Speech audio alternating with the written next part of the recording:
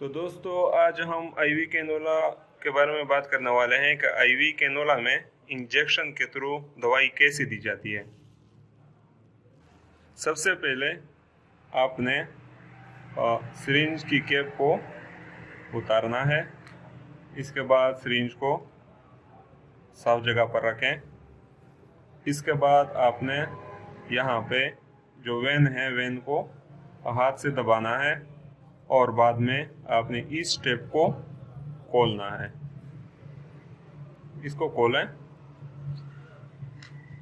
इसके बाद आपने सिरिंज को उठाना है और यहाँ पे कैनोला में फिट करना है। यहाँ पे थोड़ा इसको घुमाते जाएं, इसको फिट कर दें। इसके बाद आपने यहाँ पे इस प्लंगर को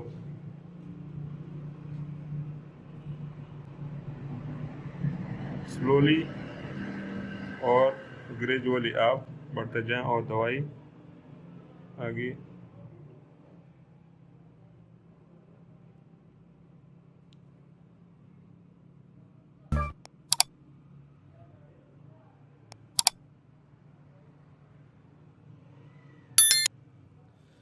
दोस्तों इसके बाद आपने क्या करना है कि दोबारा इस वेन को दबाना है और इस सिरिंज को आपने खोलना है वापस और इसके बाद आपने इस टेप को बंद करना है।